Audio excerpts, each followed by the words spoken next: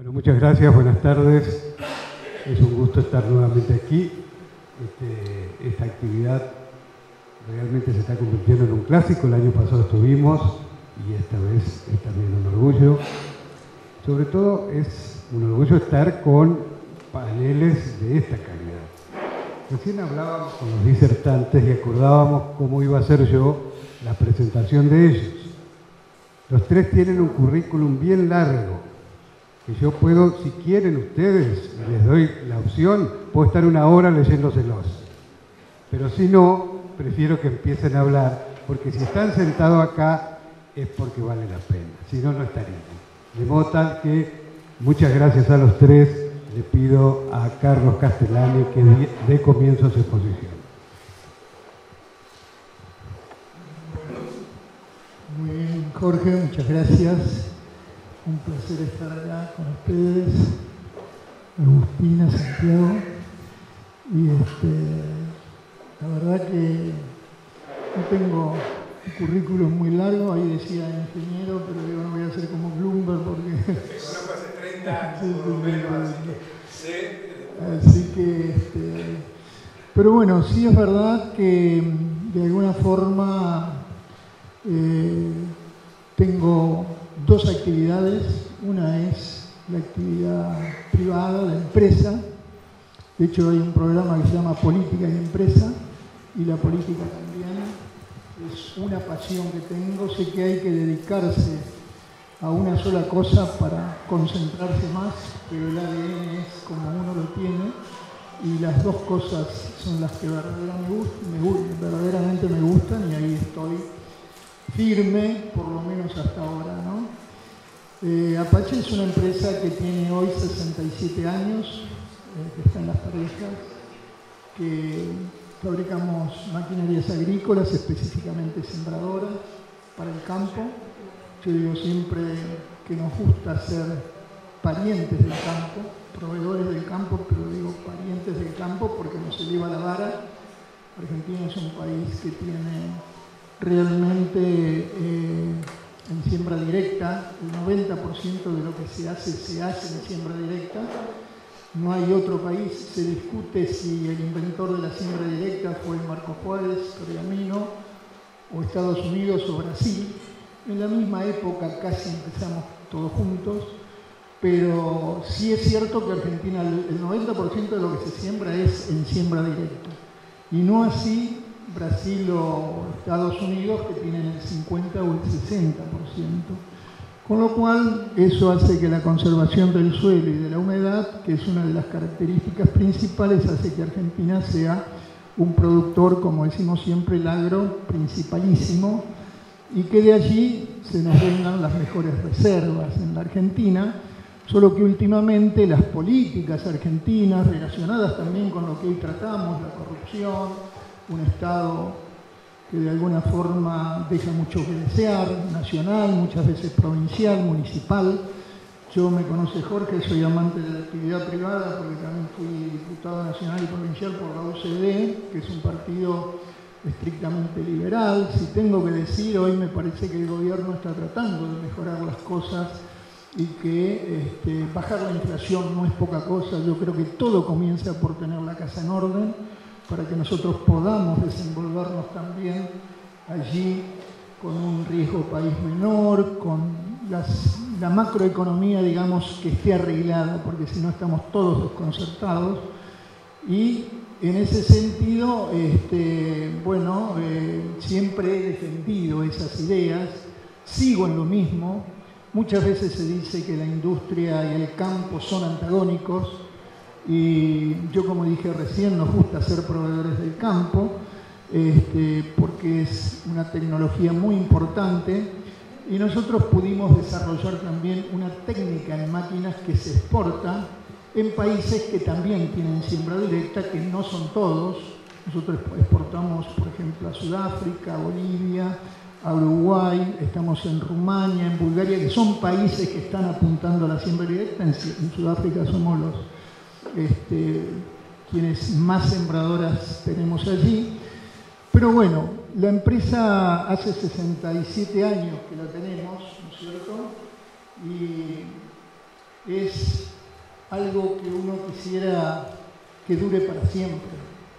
Yo tengo 2 hijas y espero que puedan seguir con ello. Muchas veces en estos cumpleaños muchos pasan y me dicen que este es mi segundo hogar, que la fábrica es el segundo hogar de uno, y yo lo siento así. Yo recorro todos los días también la fábrica y somos como amigos, y la verdad que me interesa mucho que, más allá de las ganancias o no, que seguramente a todos nos interesa, la empresa siga. Para que una empresa siga tenemos que tener esa idea, hacer las cosas como para abonar esa situación, encontrarnos en un país normal, si Dios quiere, que ya lo fuimos, primeros en el mundo, después hemos dejado hasta llegar, no sé si al 140 o 150 números, pero bueno, no importa si estamos bien arriba o más o menos en el medio, siempre nos arreglamos, y eso realmente es una aspiración muy importante, fundamentalmente porque también los trabajadores, que en un pueblo, en una ciudad, nosotros estamos en Las Parejas, que hoy tiene 16.000 habitantes. Yo recuerdo que en la década del 70 y del 80 se decía que Las Parejas era el pueblo más industrial de Sudamérica en relación a los habitantes que tenía, porque eran empresas chicas, pero industrial. El siguiente pueblo, Las Rosas, no tenía eso, hoy está muy contagiado, Armstrong también. La provincia de Santa Fe es la que tiene más cantidad de fábricas de maquinarias agrícolas. Pero yendo al otro punto, y el que nos trae a nosotros también, la transparencia y la honestidad, yo creo que es muy importante en los dos sectores, en los dos estamentos, en la actividad privada y en la actividad pública. No solo también en la actividad pública, pero el hombre, decíamos antes en la charla que teníamos, el hombre es imperfecto, todos tenemos defectos y virtudes. Acá y en cualquier otro país también no vamos a encontrar la pureza total, debemos acostumbrarnos y hemos vivido siempre así. La democracia es una palabra muy buena, muy rica, y desde el primer momento también tuvimos situaciones que obligaron a que el presidente del país en esa época, Raúl Alfonsín, tuviera que dejar 6 meses antes el gobierno por distintas situaciones. Y después, bueno, para que voy yo a enumerar todo lo que ha pasado también, es una buena palabra la democracia, pero siempre hay problemas en todos las situaciones que se vivan en un país.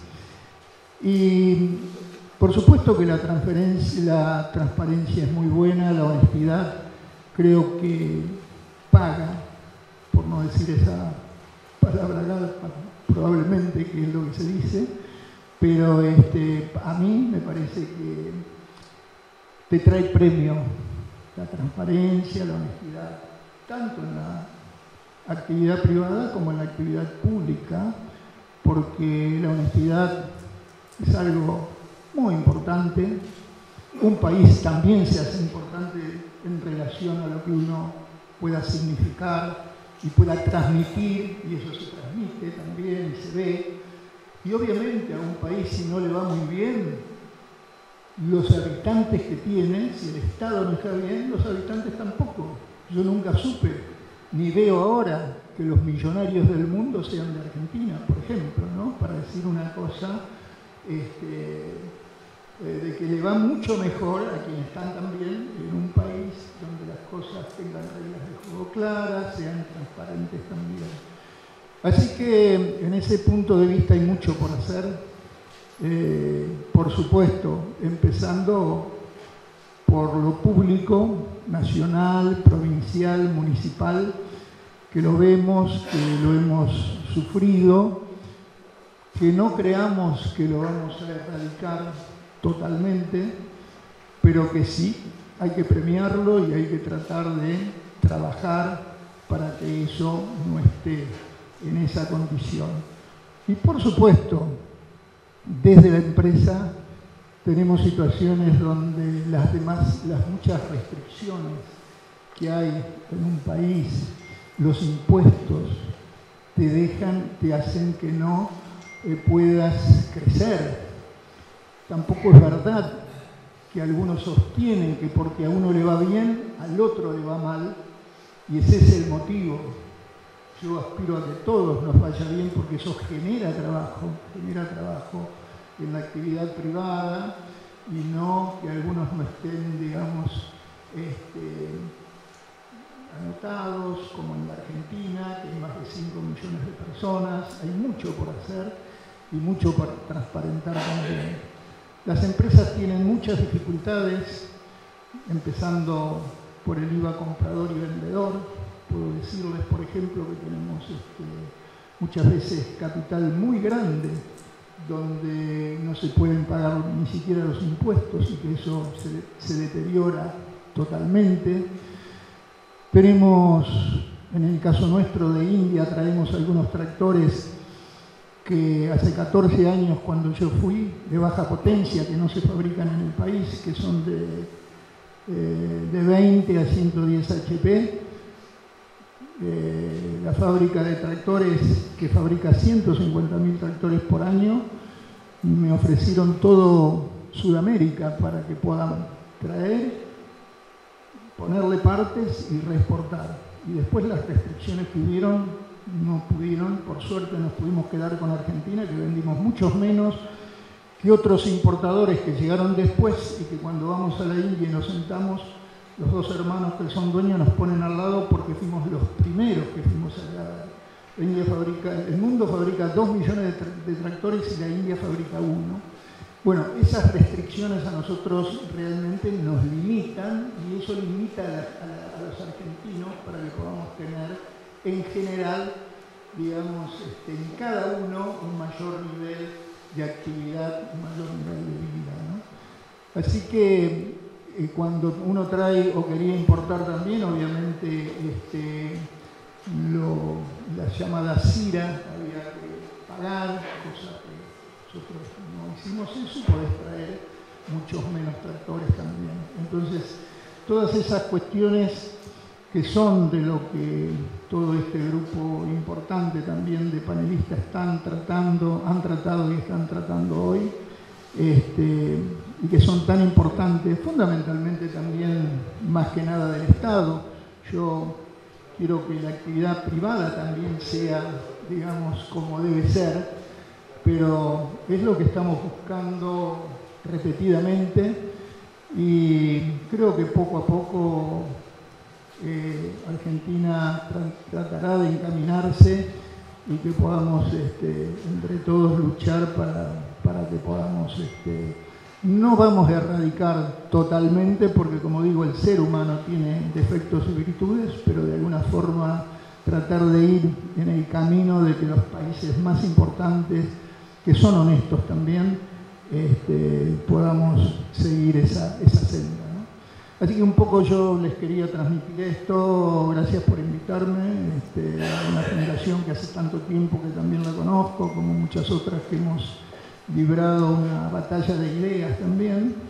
Y bueno, y era un poco lo que quería transmitirles. Así que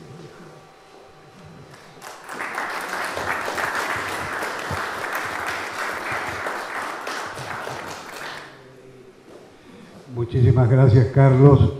Bueno, si nos quedaba alguna duda de la pasión de Castellani por lo que hace, creo que ha sido saldada. Y como él bien lo decía, este panel es sobre ética empresarial, la integridad y la transparencia como pilares del ámbito corporativo, ¿no? Así que estas experiencias no solo siembran, sino que permiten cosechar. Porque con toda la dificultad de a lo largo de todos estos años, estás soñando con que tus hijas sigan tu... Así que, en ese sentido, muchísimas gracias por haber compartido esta experiencia. Claro, sí. Bien, entonces ahora... Yo no sé quién de ustedes dos va a seguir. María Agustina. María Agustina Víctor. Bueno, la idea era, vamos a conversar sobre el tema de ética y transparencia. Primero, muchas gracias a la asociación por la invitación. Es un lujo, ha sido una mañana muy cargada de mucha información interesante, un poco angustiante de ratos. Así que bueno, vamos a estar reflexionando acá con Santiago acerca de qué podemos hacer desde las empresas como un actor importante del desarrollo de un país para contribuir a la ética y la transparencia. Quedó claro en esta mañana que los resultados o los impactos de la corrupción generan estragos. Se habló de bancarrota de los países y también estuvimos reflexionando un poco acerca de qué podemos hacer nosotros con la ayuda de algunas instituciones o organismos para tratar de cambiar esto y contribuir a una mayor transparencia. Bueno, para las empresas la transparencia también es un factor clave que tiene que atravesarla. Para eso contamos las empresas y acá charlábamos hace un ratito, ¿no? Que a veces hablamos de las grandes corporaciones, entonces parece inalcanzable, pero en realidad, si bien puede ir variando la sofisticación del programa de integridad con el que cuente la empresa, depende de su tamaño y depende de sus recursos, la transparencia debe ser transversal a toda la organización, independientemente del tipo de organización de que se trate. A medida que va avanzando este mundo cada vez más conectado, más informado, la transparencia ya no es una valoración deseable o algo que querríamos, sino hoy los consumidores que están más informados también nos los exigen, son expectativas fundamentales. Entonces tenemos que trabajar y ponerle el foco a eso.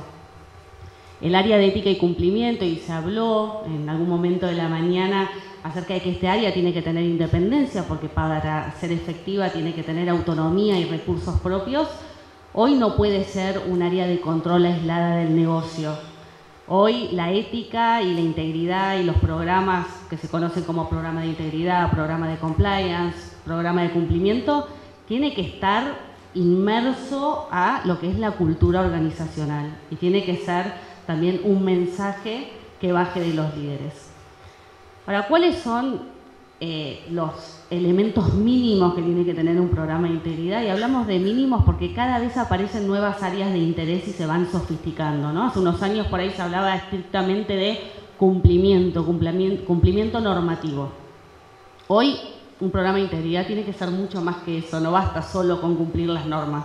Eso es un básico, algo que se espera.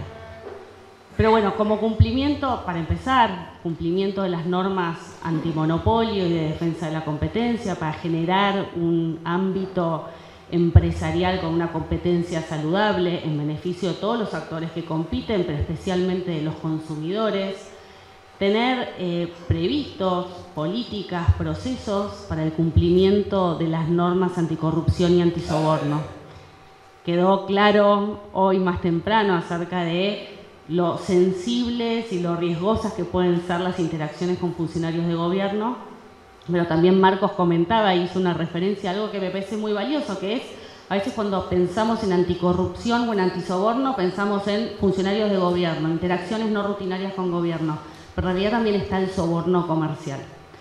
Entonces tenemos que tener previstas políticas, procesos y, de nuevo, previsto ese riesgo, pensar en cómo vamos, qué estrategias vamos a tener para prevenir y siempre pensando en los programas de integridad con tres pilares. Principalmente el de la prevención, ¿no? No esperar a que, como decimos, explote la bomba, sino a poder prevenir. Después, poder detectar posibles incumplimientos que puedan darse y finalmente para poder remediar.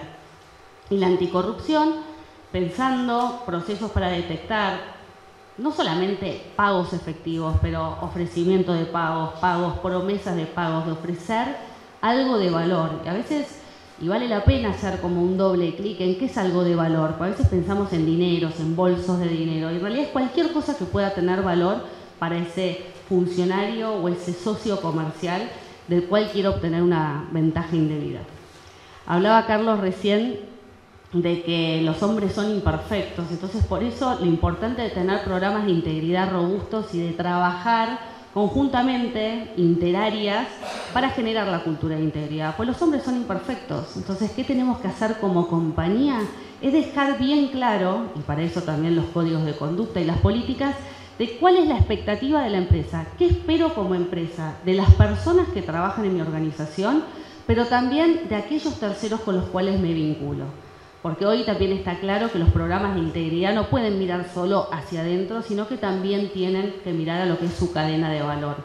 El famoso dime con quién andas y te diré quién eres. O sea, y después vamos a estar viendo en cómo construye, cuáles son las bondades o los incentivos de tener programas de ética y cumplimiento que sean robustos.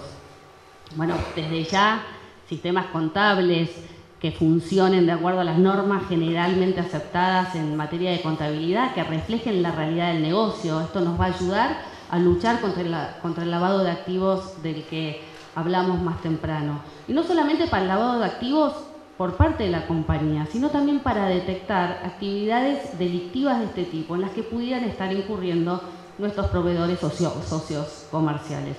Justo para evitar eso que nos traían más temprano, de que hoy ya se fue sofisticando, ya no es solo bolsos, tenemos lo que es el lavado de los resultados o de las ganancias producto de la actividad delictiva. Bueno, nosotros como empresas tenemos la posibilidad de poder detectar mucho de eso en las interacciones que tengamos.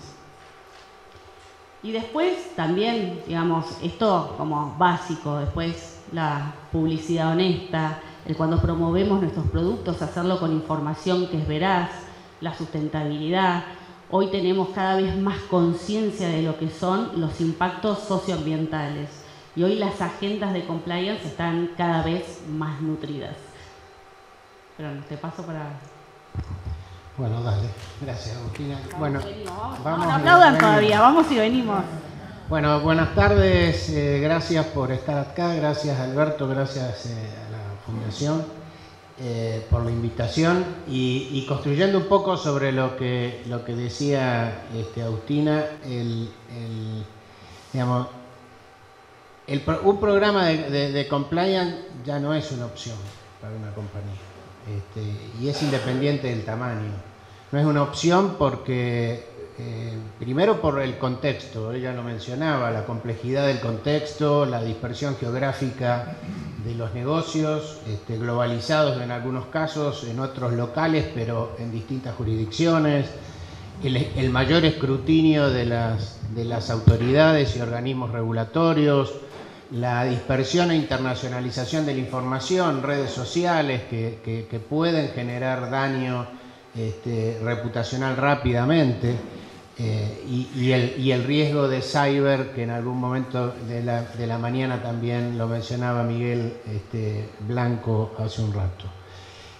Todo con costos, o sea, no es opción porque el incumplimiento o la falla en cualquiera de esos aspectos genera costos que son económicos, por multas, por mayores tasas de interés, por incumplimientos en covenants de bancos, costos que son reputacionales, que terminan siendo, por supuesto, económicos, costos sobre procesos y controles, porque relajan el permiso para corromper, el permiso, el ocultamiento de los problemas, relajan los procesos, relajan los controles, y eso genera distorsiones en la actividad, lo mencionaba también recién Agustina, y en costos de seguros, y también en todo lo que hace a competitividad de las compañías, sobre todo en licitaciones internacionales o públicas, donde el no tener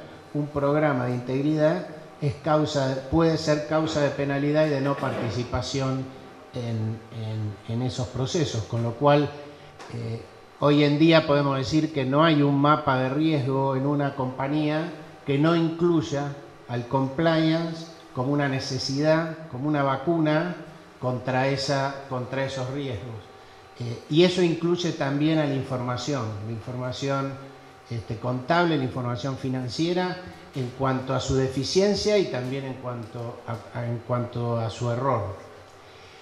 Y entonces, si hoy vemos una organización, una estructura organizativa en las compañías, lo que vamos a ver es que, y digamos, y voy a las organizaciones más grandes, luego se adaptan en las empresas conforme a su tamaño, pero vamos a ver que el directorio tradicional hoy tiene comités específicos de aplicación para el compliance, que puede ser el comité de auditoría, que puede ser el comité propiamente de compliance o algún otro específico orientado. También vamos a ver en las compañías el famoso código de ética. Sin código de ética no damos el norte, con lo cual la brújula no sabe hacia dónde dirigirnos. El código de ética nos da el norte y es el primer paso, piedra fundamental de la cultura organizacional que también se mencionaba. Vamos a tener la auditoría interna, que ya no es una auditoría interna de penitencia como pudo haber sido en el pasado, sino que es robusta. Y lo que trata de hacer es justamente darle seguridad a ese directorio de que los procesos, controles y culturas se va cumpliendo. Pero también dentro de la auditoría interna es un órgano independiente de la gestión. Pero dentro de la gestión hoy vemos normalizado áreas de compliance que se llaman control de gestión, que se llaman prevención de lavado de dinero y financiación de terrorismo, que se llama seguridad informática, que se llaman gestión de riesgos. Áreas que tampoco son operacionales en el sentido tradicional, pero que están dentro de la filosofía de la operación, porque están insertas dentro de la operación en un compliance que lo que trata de hacer es filtrar las primeras piedras para que no pasen los daños, no crucen los daños y ya la auditoría interna pueda revisar sobre procesos controlados. Y finalmente, dentro de los propios procesos hay una cantidad de controles que están insertos, a veces regulados, a veces no, pero que son impuestos por estas 4 o más áreas específicas de compliance que yo mencionaba antes. Pero hoy no hay industria que no sepa que dentro de sus propios controles, de sus propios procedimientos, tiene que poner sus primeras barreras de control para que ese compliance ampliado, como decía Agustina, que incluye lo regulatorio, pero también otras cuestiones vinculadas, sea efectiva. Y como dije antes, y ahora te devuelvo para que amplíes acá, Agustina, tenemos que diferenciar claramente aquellas compañías de interés público, que son aquellas más reguladas, como los bancos, como las compañías que cotizan en bolsa, como las compañías de seguro, porque esas sí tienen que tener áreas de compliance y de gestión de compliance que son reguladas y tienen un escrutinio público muy fuerte de las empresas más chicas y más cerradas. Yo no diría chicas, de las empresas cerradas. Ahora, las empresas cerradas también tienen la responsabilidad y la obligación de cumplir, de tener áreas de compliance y de cumplir, porque si uno mira en la relación, y acá voy un ratito a la mañana, si uno mira en la relación Estado-sector privado, la mayor parte de las contrataciones del Estado son con esas compañías cerradas. Con lo cual, el escrutinio público tiene que ser un poco mayor en esas compañías cerradas para generar la conciencia de un fortalecimiento de las áreas de compliance como tienen las reguladas. No, sumando ahí un poco cuando hiciste referencia a lo que es el código de conducta y que se habló también a la mañana, hablaban del código de conducta de papel. Yo siempre les digo cuando voy a las capacitaciones en la empresa, el código de conducta es como la constitución nacional de esta empresa. O sea, es el marco dentro del cual nos tenemos que mover. Cualquier cosa fuera de ese marco no está bien y tiene que ser también el código de conducta. No solamente una declaración de principios, sino que tiene que ser una guía práctica orientativa. Que la transparencia es necesaria porque mejora... Para aclararme, el código de conducta código de conducta, código de ética, carta fundamental, que es el mismo nombre a lo que es un documento interno, que tiene que ser interno pero no tan interno, cosa que esté disponible y de fácil acceso para todas las personas que forman parte de esa organización. Y hay compañías, y es lo deseable, de tener no solamente un código de conducta para las personas que trabajan para la empresa, es decir, para los empleados, sino también tener un código de conducta para proveedores. En esto de que hoy el compliance, si yo voy a quedar como compañía, y cuando se habla de integridad, hablamos hoy, se escucha mucho el tema del impacto positivo, ¿no? Y no un impacto positivo simple, sino un triple impacto positivo en lo económico, en lo social, en lo ambiental. Bueno, para todo eso necesito también que mi cadena de valor esté alineada a lo que son esos valores. Por eso esos valores éticos en realidad tienen que ser públicos, tienen que ser compromisos que asume la compañía, pero que no quede solamente en una declaración de principios, sino que se tiene que traducir en acciones muy concretas, en donde se observe que el compromiso es real. Y esta agenda que va evolucionando, que no es solamente cumplimiento. ¿Y por qué no? Y lo decía Santiago, porque es una ventaja competitiva. Dijo, construye reputación, me hace, hoy los proveedores, incluso los clientes, me van a exigir, digo, voy a ser siempre más atractiva como empresa si tengo un programa de integridad robusto. Hoy la sustentabilidad es algo que es valorado. Una empresa que es íntegra también es más capaz de atraer talento, de retenerlo, de desarrollarlo.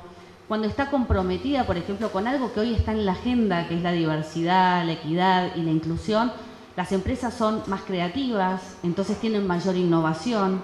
Al ser más creativas y tener mayor innovación, también tienen mayor facilidad para penetrar en nuevos mercados.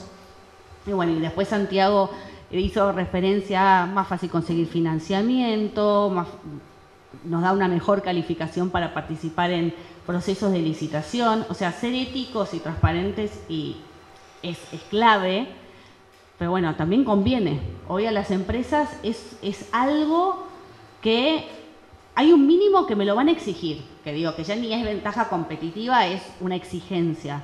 Pero digo, cuanto más desarrolle esa agenda, más competitivo voy a ser también. ¿Estás para agregar? Sí, y lo que me gustaría agregar sobre el plan de cumplimiento es tan importante el plan de cumplimiento como la respuesta a las crisis.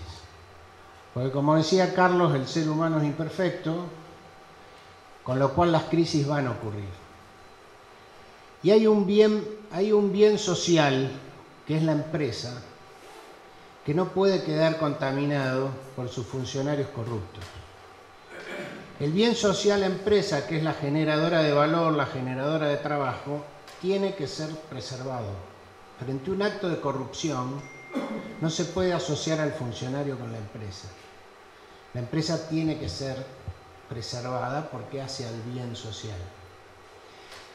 Y esa preservación, esa separación del individuo corrupto, del funcionario corrupto de la empresa, lo va a hacer o se va a lograr en la medida en que las empresas, además del plan de prevención o el plan de cumplimiento, tenga un plan de respuesta a las crisis.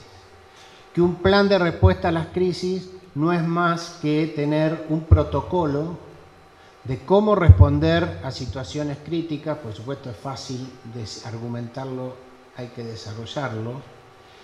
Tiene que estar complementado y conversar con los canales de denuncia, tiene que conversar, o mejor dicho, estar coordinado con la formación y la promoción de lo que se llama el speak up o la denuncia de los propios empleados o de los grupos de interés, y tiene que tener un registro y sobre todo un análisis posterior de las causas raíces que produjeron el hecho de corrupción o el fraude al cual se está investigando. Por supuesto, ese plan de respuesta muchas veces lo que va a requerir es que participe toda la empresa. Más que toda la empresa es que participen multifuncionalmente. O sea, no puede ser un plan solo del sector financiero, de administración y finanzas, debe ser un plan que integre todas las actividades de la empresa,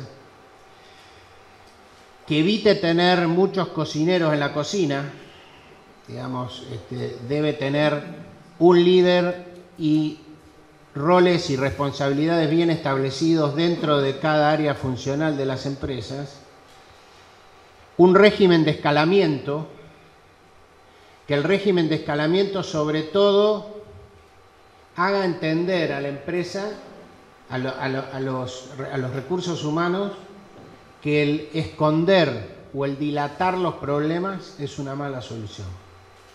Los problemas tienen que ser escalados en la medida de lo necesario, porque la demora en el escalamiento de un problema, cuando el problema lo merece, generalmente termina siendo peor que lo que fue en su origen. Seguramente tiene que tener una respuesta, como una estrategia comunicacional que incluya las redes sociales y la identificación de asesores externos en las áreas legal, comunicacional, forénsica y aquellos relacionados con el plan, con el problema, digamos, identificado, y por supuesto un análisis post causa, como dije, de las crisis. Una encuesta de PwC, del cual yo formo parte como socio de fines de 2021, a nivel global, dice que el 28% de los directores, solamente el 28% de los directores conocen y entienden el plan de crisis de su compañía. Y que el 95% de los directores participantes de la encuesta afirman que necesitan mejorar sus capacidades de manejo de crisis. O sea, las mismas empresas, frente a la pregunta, frente a la introspección en relación a un plan de crisis dado el problema, admiten serias falencias. La experiencia lo que indica es que el plan de crisis, a los efectos de la preservación de la compañía, es tan importante como el plan de compliance. Con lo cual, simplemente quería agregar eso a lo que habíamos conversado. Crisis de la empresa. Crisis implica un daño. Por ejemplo, se descubre en la compañía que un funcionario pagó una coima. Ahí comienza, una vez que es público eso, comienza la crisis. La empresa empieza a pagar un costo reputacional, empieza a perder negocios. Si vos no cortás eso y separás al funcionario corrupto de la compañía, condenás a la compañía, que es el bien social. Entonces, el plan de crisis lo que te permite es rápidamente aislar, o lo más rápidamente posible, aislar al funcionario corrupto de la organización para que la organización sea preservada y no sufra el daño. Y una crisis que se maneja interáreas, porque si bien es en el caso de los programas de integridad que son gestionados por ética y cumplimiento en las grandes corporaciones, hay empresas más chicas que tienen otras estructuras en donde tal vez otra área funcional, puede ser recursos humanos, puede ser legales, tenga también esta función. Los manejos de las crisis involucra a compliance, obviamente a legales, a la gerencia, al liderazgo, las empresas que tienen un área de reputación corporativa, si además tiene un área de comunicaciones internas también, porque es el manejo de la crisis para afuera, pero también internamente.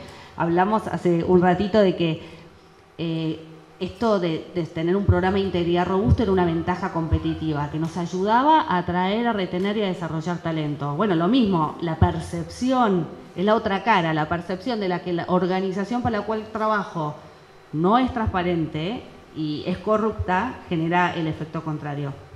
Santiago, tiraste un montón de temas, me fui anotando ahí un poco cuando hablaste de toda la organización, ¿no? La gestión de un programa de cumplimiento requiere de un trabajo interáreas y sobre todo requiere de lo que se llama el tono ético fuerte en la dirección de la organización. O sea, podemos tener un área de compliance con personas y profesionales súper capacitados, pero si la percepción es que el liderazgo en realidad le importan los resultados y no le importa cómo se obtienen esos resultados, no importa las capacitaciones que hagamos, los mensajes que posteemos, no va a calar, porque se necesita que los líderes sean los que hablan de ética y cumplimiento. Y se necesita también el compromiso y el alineamiento del 100% de la organización, que también lo dijiste. Entonces también es importante en una gestión, y que es un mínimo que se espera, que toda la organización se certifique en el código de conducta y políticas principales, políticas core de compliance, por lo menos una vez al año. Y decimos políticas core de compliance porque a veces, es claro, uno habla de programa de integridad, de políticas internas y procesos, parecería que todas las violaciones de todas las políticas y los procesos son un tema de compliance, y en realidad cada área funcional tiene sus propias políticas, son algunos temas que hacen y ocupan a compliance, pero bueno, en realidad un código de conducta bien hecho, no importa qué rol tenga, hace cuánto trabaje para la compañía, cuál sea mi seniority, si soy un alto funcionario o soy el pasante, en algún lugar debería sentir que ese código de conducta me convoca y que me toca. Hablaste también de los canales de denuncia, ¿no? Porque nosotros podemos tener un código de conducta divino, súper completo, políticas, procesos, pero los canales de denuncia son la manera en la que hacemos efectivo ese programa de cumplimiento. Es la forma en la que detectamos los incumplimientos también. Y hablamos de canales de denuncia y no necesariamente de línea ética, porque la línea ética es uno de los tantos canales. En realidad, en una organización tenemos que trabajar para que los gestores, los jefes, los líderes de equipo sean un canal para viabilizar y canalizar esas preocupaciones o inquietudes. Que también cuando Santiago hablaba de la cultura del speak up, de hablar alto, de levantar la mano, de alzar la voz, en realidad es no solamente cuando detectamos o sospechamos que hay un incumplimiento, sino el poder con tranquilidad, sin miedo a sentirse juzgado o cuestionado, poder plantear cualquier duda o incomodidad que surja. Siempre lo digo, digamos, como responsable de gerenciamiento de un programa de integridad, no podemos remediar lo que no conocemos. O sea, necesitamos que nos pongan los temas arriba de la mesa, porque por más grande que sea el equipo de compliance, imposible que pueda tener visibilidad de lo que sucede en toda una nómina, que puede ser gigante de empleados, o incluso, como decíamos, estos programas generalmente se gestionan a nivel regional y global. Son muchísimos mercados y no tenemos presencia en todos los mercados. Entonces necesitamos esto, ¿no? La confianza de los colaboradores de que pueden levantar la mano y que no se los va a juzgar, y sobre todo, importante para que esto sea efectivo, la política de no represalias. ¿Qué significa la no represalia? Que todos se sientan tranquilos de que no van a sufrir ninguna consecuencia negativa por el solo hecho de haber levantado la mano o participado o colaborado de una investigación. ¿Qué más me anoté por aquí? ¿Algo para agregar de las empresas? Bueno, yo por ahí agregar, porque estoy acá, soy responsable del programa de ética y cumplimiento de una multinacional, pero estoy acá invitada en mi calidad de integrante del Instituto de Ética y Cumplimiento de la AmCham, que trabaja mucho para promover el diálogo multisectorial, ¿no? Que entendemos que la transparencia y para el desarrollo sostenible de los países no basta solamente con que los privados hagan el esfuerzo, sino que se necesita un esfuerzo conjunto de empresas y también de Estado, y también de los actores de la misma sociedad. Y que tiene que haber un marco para que esta ética y esta transparencia se pueda experimentar y sea algo real. Se necesitan reglas claras que permitan un desarrollo en un marco de previsibilidad, la defensa del derecho a la propiedad privada, un ambiente de negocios que proteja las inversiones realizadas, un entorno de trabajo de calidad, seguro, confiable y motivador.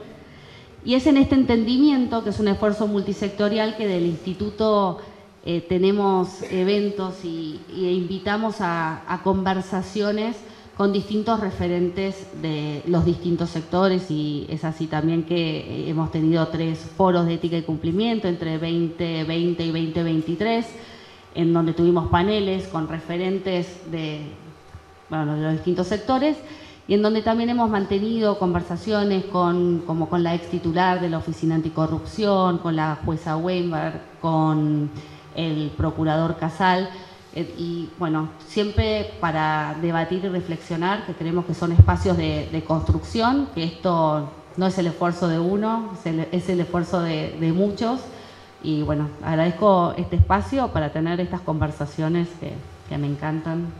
Abogada corporativa de toda la vida, pero hace unos años descubrí el compliance y descubrí mi vocación por eso. Así que bueno, muchas gracias. Muchas gracias.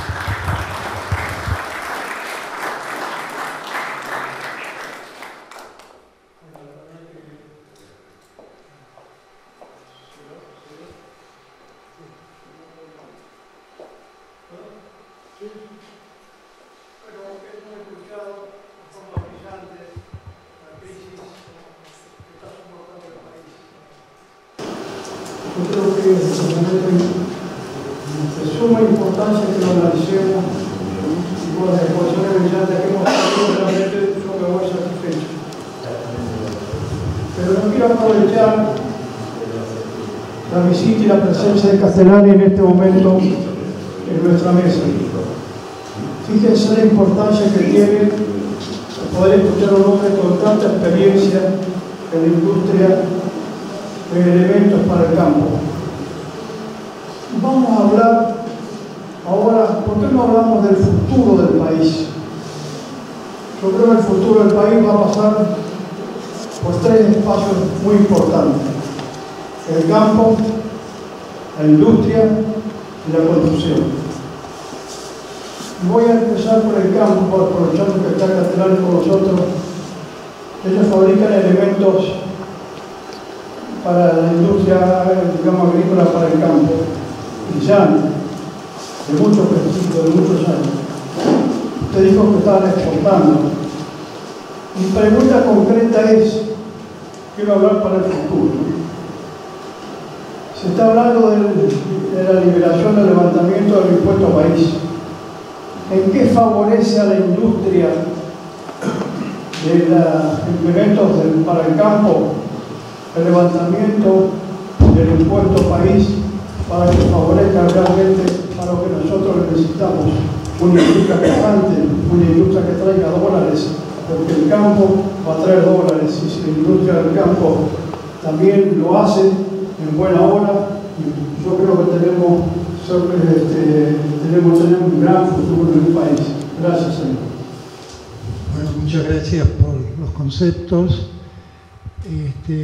Efectivamente, creo que, como dijimos antes, campo, industria, no hay controversia, y sobre todo que el impuesto país, que bajó del 17 al 7%, inmediatamente que se vio esto, Siderar, que es del grupo Techin, que es de Roca, anunció la baja del 7% de la chapa, que realmente es un insumo muy importante para todas las máquinas que se fabrican en el país. Sí. Claro, y faltó un poco ahí, que nosotros tuvimos una... Eso es para favorecer los precios internos y la exportación, porque bajó el precio de la chapa, que se consume para los dos, para el mercado interno y también los que podemos exportar para el mercado externo. O sea que eso está bien, bajar los impuestos es lo que precisamos, es lo que necesitamos. Buscar otros mercados también. Tener el cepo como tenemos ahora. Sé que el ministro, la idea que tiene es que baje el dólar blue y que suba el dólar oficial para equilibrarlo, porque si provoca otra devaluación, realmente, bueno, la inflación y todo lo demás también se viene. Eso es importante, tener un solo tipo de cambio, porque el productor en la Argentina tiene un problema, digamos, compra todavía, y nosotros tenemos trabajo afortunadamente con todas las empresas que hay en el sector, porque primero porque la cosecha este último año vino bien. Yo digo que hay 3 factores: cosecha, precio y créditos. Y porque los créditos también están volviendo. Ya se habló de construcción, por ejemplo, y nosotros hemos visto que de nuevo vuelven lo que fueron los créditos UVA. Yo estuve en Banco Nación en su momento, hubo un momento en que estuvo el crédito UVA, la inflación después lo desbordó nuevamente. Esperemos que esto continúe, que sea para mucho tiempo, pero están volviendo los créditos a 30 años, pero también están volviendo los créditos a la actividad privada, no al Estado. Hasta ahora el Estado consumía los créditos de los bancos se daban vuelta y le prestaban por LELIQ o por lo que fuera al Estado. Ahora hay muchos, digamos, activamente en actividad privada que están comprando con créditos de todos los bancos que vienen ahora a competir. Nosotros estamos recibiendo visitas de muchos bancos compitiendo por tener un plan con cada empresa. O sea que eso, si Dios quiere, esperemos que de nuevo vuelva esta situación, que yo coincido con usted, pero todos los sectores. Tenemos vaca muerta, por ejemplo, que es una realidad que está habiendo, porque yo conozco muchas empresas del interior del país que no están en Neuquén o en su zona de influencia, porque tiene una angostura de 6 a 50 metros y se puede explotar con menor costo. Vaca muerta, eso a futuro, si hay capitales, va a ser realmente quien va también a ofrecer mucha actividad. Quienes fabrican acoplados, quienes fabrican muchas construcciones, están también con eso, y de energía también. Yo creo que la venida de dólares, si Dios quiere, va a estar. Así que me parece bueno todo eso, me parece, yo por si, muy interesante, digamos, también la intervención acá, bueno, del compliance y todas las empresas también que tienen realmente una actividad muy importante para el país, que es muy fuerte, y también, bueno, de todas las otras que, como decíamos, la transparencia tiene que estar de los dos lados, ¿no? Del lado del Estado y del lado, porque eso premia, digamos, ¿no es cierto?, del lado de la actividad privada también, porque te da prestigio, te da confianza. Y bueno, por suerte nosotros, si tomamos un caso particular, sí, hace muchos años que estamos, pero yo creo que las empresas, además de todo eso, tienen que mirar el futuro. Uno tiene que tener la cabeza puesta en la continuidad de la empresa, porque hay muchas que les fue bien un tiempo y después, por cualquier motivo, una pelea, se terminó. La empresa tendría que seguir para dar empleo genuino, pero hay muchas empresas que tienen que pensar en su producto, en la tecnología que se viene. La tecnología es fundamental, como todo lo que estamos hablando, la nueva de todos los productos, sea máquina agrícola, sean autos, sean línea blanca, lo que fuera, va a cambiar, y el que esté. Nosotros, por suerte, gracias a Dios, tenemos un departamento que se llama Desarrollo y Prototipos desde el comienzo de la empresa. Cuando los productores te traían, esta máquina tiene que tener este accesorio y el otro, y ahora sigue siendo lo mismo. Ahora hay una alta tecnología de precision planting, por ejemplo, que tiene desde Estados Unidos vienen, y los productores también quieren esa tecnología que nosotros estamos aplicando. Por eso hay muchas exposiciones también fuera del país, como la Far Progress Show o las que están en Alemania, que también se visitan. Pero creo que el futuro también de las empresas, de cualquier tipo que sea, tiene que ver con la tecnología que pueda desarrollar, y para eso hay que tener un país que sea estable, que sea, digamos, confiable, y que de afuera también elijan venir para acá, para nosotros, ¿no? Pero bueno, yo más que nada quería agradecerla, sobre todo porque está muy bien, ¿no?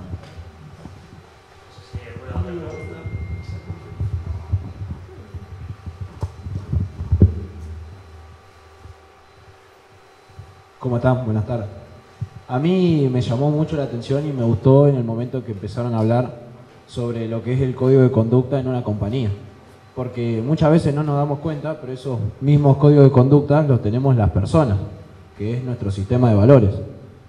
Y cuando hablamos de una compañía, muchas veces hablamos de la misma manera que hablaríamos de un amigo o una persona que conocimos. O sea que es importante que una compañía tenga una personalidad, por así decirlo. Y es responsabilidad de los integrantes de la compañía construir esa personalidad entre todos. Y hubo un momento en el que Agustina mencionó que es muy importante que todos integren ese código de conducta como propio, sean pasantes o el presidente. Y lo que yo quería preguntar es cómo se puede lograr eso, o incluso, Agus, si me puedes brindar ejemplos sobre tu trabajo y en cuánto tiempo una persona puede llegar a integrar eso. Porque, no sé, se me ocurren, hay compañías en las que tienen modalidades rotatorias por temporada, o en el área de ventas por ahí también hay mucha rotación en la mayoría de las compañías. ¿Cómo podés hacer que ese tipo de personas integren ese código de conducta? Y si no, ¿cuánto tiempo puede llevar este proceso? Bueno, re buena pregunta. Hacer referencia a personal de ventas o cuando hay mucha rotación, y lo cierto que también un gran desafío que tienen las compañías es que a veces las personas que están trabajando en mi organización no forman parte de la nómina. Hay muchas veces que tenemos servicios que son tercerizados. Por eso ahí, y la importancia de tener también un código de conducta para proveedores, y bueno, pasa que podríamos hablar horas, pero hay lo que se llama, y que es uno de los pilares también de los programas de integridad, es el proceso de debida diligencia de terceros, que se llama así, o que en inglés se dice due diligence, en donde yo, para asegurarme que mi cadena de valor, por ejemplo, que podría ser una agencia que me presta personal eventual, para asegurarme de que ese tercero vaya a comportarse de acuerdo a mis valores, primero tengo que hacerlo pasar por un proceso. Ese proceso generalmente sí, en todos los casos implica que tenga que aceptar los términos del código de conducta para proveedores, a veces incluso incluye alguna capacitación. Y nosotros también como área de cumplimiento, y acá me subo algo que trajo Santiago cuando hablaba de auditoría, de controles internos, que las grandes empresas tienen muchas áreas de control, que también son áreas de control, que ese control suena antipático, pero en realidad son aliados del negocio. No son operativos, pero nos ayudan a identificar a través de sus procesos cuáles son esos puntos débiles que tenemos. No para escracharnos, pero para mostrarnos cuáles son las oportunidades de mejora. Y todos los procesos y todas las áreas de las empresas suelen estar sujetos a auditorías periódicas. A mí me hacen muchas auditorías de compliance en distintos mercados, en donde pueden llegar a detectar, tenés un proceso de debida diligencia de terceros, pero identificamos que este compromiso de cumplir el código de conducta de proveedores, además no tiene que ser solo al momento del alta, también tiene que ser renovado periódicamente. Entonces pueden identificar tal cantidad de proveedores o tal porcentaje no lo renovaron a tiempo, para hacer el seguimiento, para establecer procesos. ¿Y cuánto toma el cambio organizacional? Y es muy difícil y depende de muchos factores. Para empezar, el compromiso de los líderes de la organización. Como decís vos, cada uno tiene sus valores éticos e ideas de qué está bien y qué está mal. ¿Cuál es el propósito mismo del código de conducta? Dejar bien claro qué es lo que está bien y qué es lo que está mal para la compañía. Y exige que las personas que ingresen, y generalmente las empresas lo que tienen es a lo que le llaman proceso de onboarding para los nuevos ingresos, que para mí es importantísimo que ética y cumplimiento tenga un papel o una pauta en ese proceso.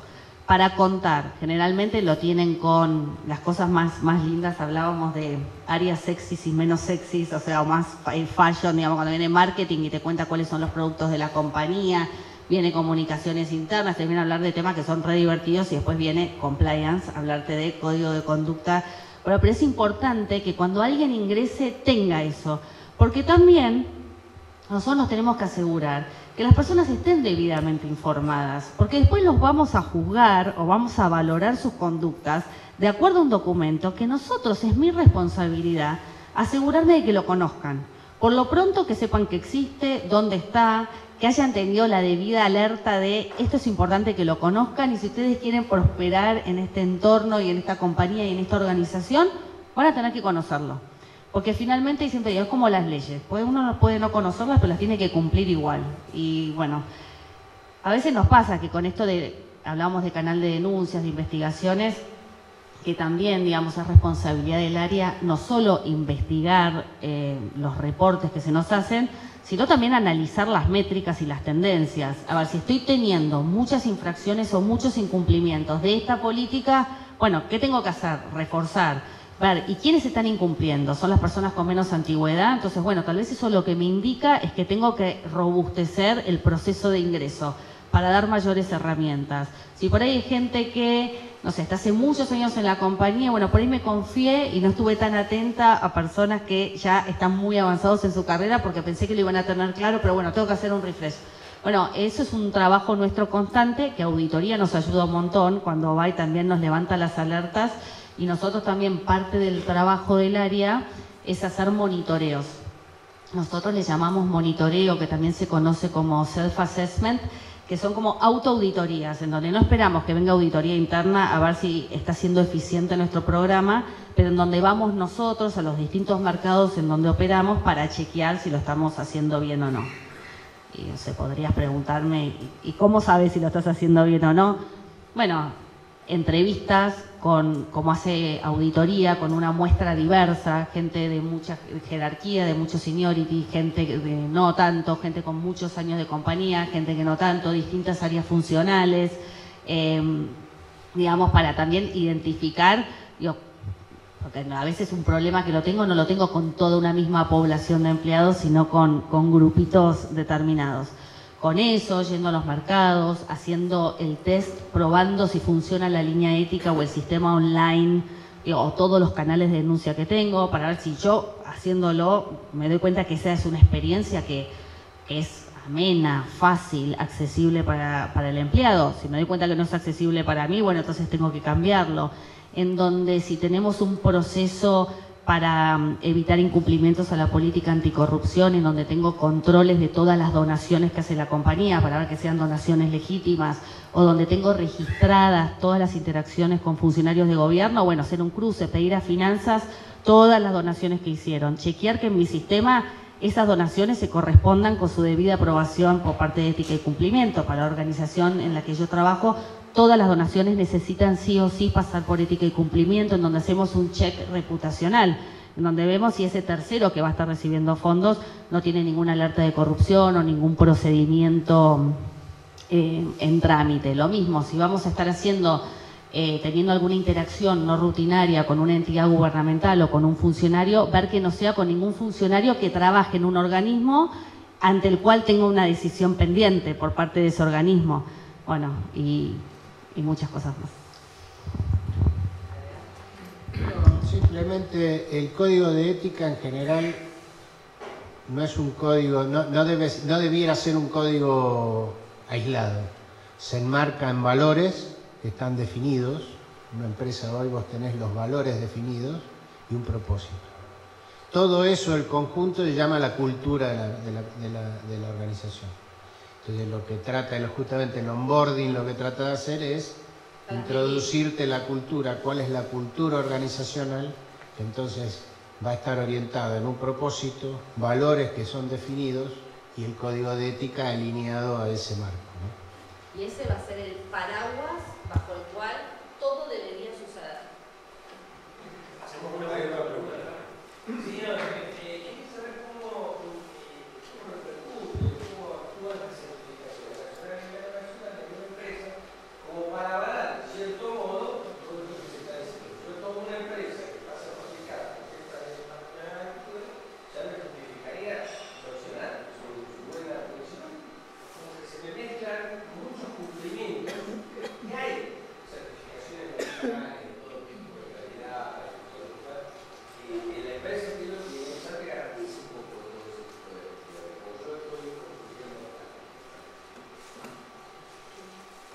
A ver, no hay una certificación que te diga, claro, no hay una ISO o una IRAM que te diga pero lo que sí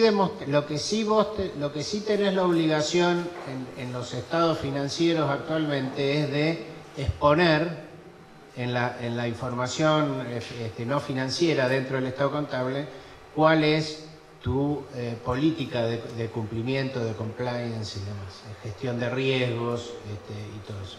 Entonces, generalmente hoy no hay una norma que te certifique, que yo conozca, digamos. Lo que sí hay es una interacción en donde vos demostrás que lo tenés.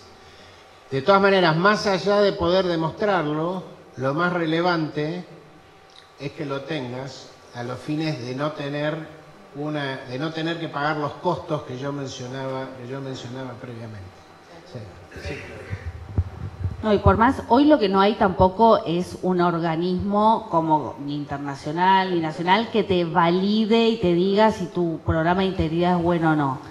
Sí hay distintas certificaciones o sellos o validaciones internacionales y nacionales también, que a veces las empresas buscan. Por ejemplo, para ser certificado, igual esto es más de reputación corporativa, no es mi expertise, pero si tenemos, quiero ser certificada como una empresa sistema B, digamos, con una agenda de ESG, de triple impacto, lo que fuere, parte de las preguntas que me van a hacer es, ¿tiene un código de conducta? ¿Tiene este tipo de políticas? ¿Tiene un canal de denuncias? ¿Tiene un comité de auditoría independiente? Me van a hacer un montón de preguntas, no solo de compliance, va a ser un eje temático. Después hay reconocimientos específicos para programas de cumplimiento que en realidad uno aplica, son como reconocimientos o premios en donde hay distintos aspirantes y, digamos, y se le otorga a las personas que demuestran tener el programa de integridad más robusto. En Brasil hay un premio que es una distinción como muy buena, que es el premio Proética.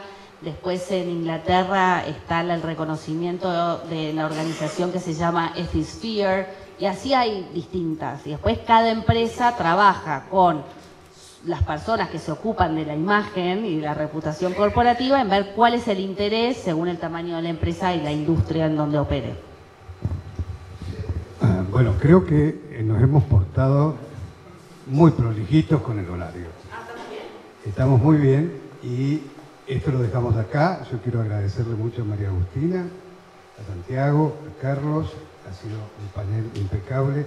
Les cuento una anécdota que tiene que ver con la pregunta que hacía el señor. Yo tuve oportunidad de conocer en Israel empresas que a sus planes de compliance le agregaron la figura del ombudsman. Y también en Taiwán, ¿no me escuchan? Hola. Me están diciendo, ahí sí. Les decía que en Israel algunas empresas le agregaron a sus planes de compliance una figura de ombudsman. Y en Taiwán el ombudsman para los que no se ubican es lo que nosotros llamamos defensor del pueblo. En este caso tenía características distintas, pero se regula igual que por los principios de París que estableció Naciones Unidas en el 93. Y en Taiwán, les decía, algunas empresas agregaron un yuan, porque allá el ombudsman se llama yuan de control. Es decir, esa certificación que vos decís, bueno, pará, ¿y a mí quién me asegura que todo esto que vos como empresa me decís que haces bien es así?